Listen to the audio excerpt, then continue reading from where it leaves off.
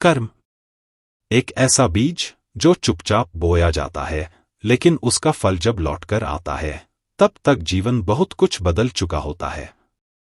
यह कहानी है नीरज की, एक ऐसा व्यक्ति जिसने हर मोड़ पर अपने कर्मों से जीवन को गढ़ा, कभी जाने अनजाने भटक गया तो कभी अपने ही कर्मों की राख से फिर उठ खड़ा हुआ।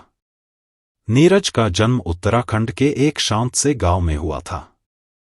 बचपन अभावों में बीता, पर मां के संस्कारों में डूबा हुआ था।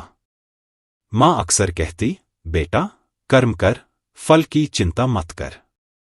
जो बोएगा वही काटेगा, ना कम ना ज्यादा। नीरज ने यही बात दिल में बैठा ली थी। पर जीवन हमेशा सीधी रेखा नहीं चलता।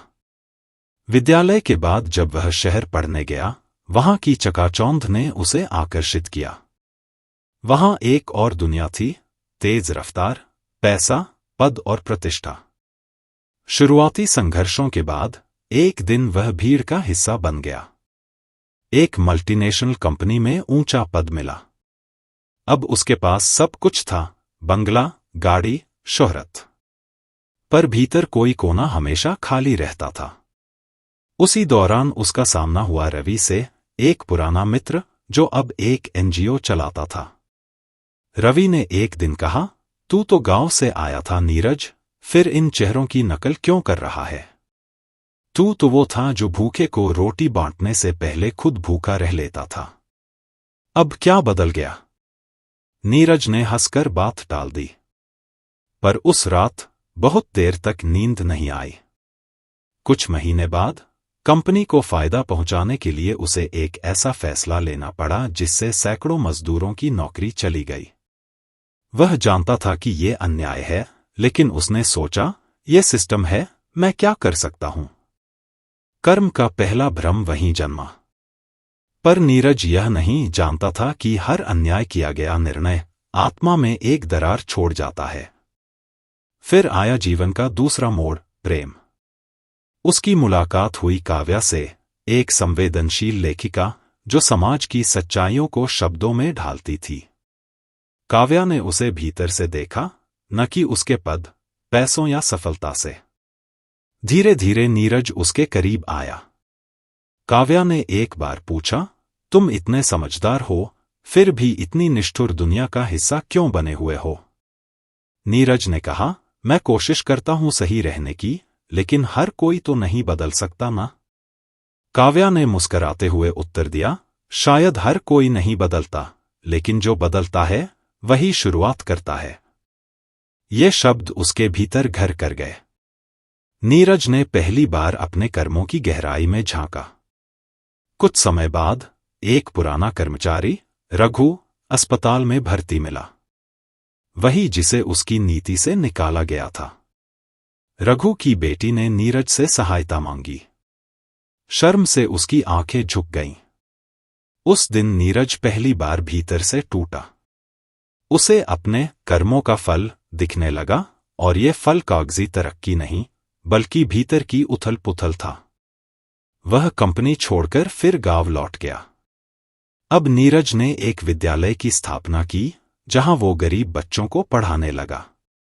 वह हर रोज खेतों में काम करता, लोगों की जरूरतों को समझता, उनके साथ बैठकर खाना खाता। धीरे धीरे गांव बदलने लगा। लोग कहने लगे, नीरज अब बाबा हो गया है, उसे कुछ नहीं चाहिए।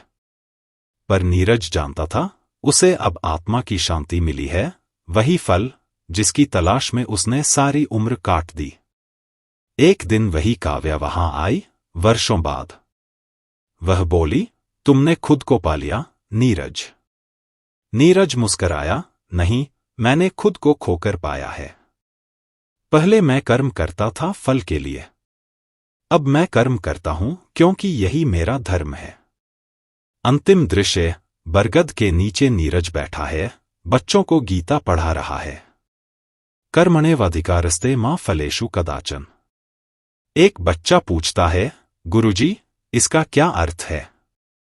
नीरज आंखें मूंदकर कहता है, मत सोचो कि फल क्या मिलेगा। बस यह सोचो कि तुम्हारे कर्म से किसी का आंसू तो नहीं गिरा। यदि गिरा है तो वह फल बनकर लौटेगा, कभी दुख बनकर, कभी पछतावे में। पर यदि तुम्हारा कर्म प्रेम और सेवा से भरा है, तो वही तुम्हारा सबसे बड़ा फल है। कर्म केवल काम नहीं, आत्मा की अभिव्यक्ति है।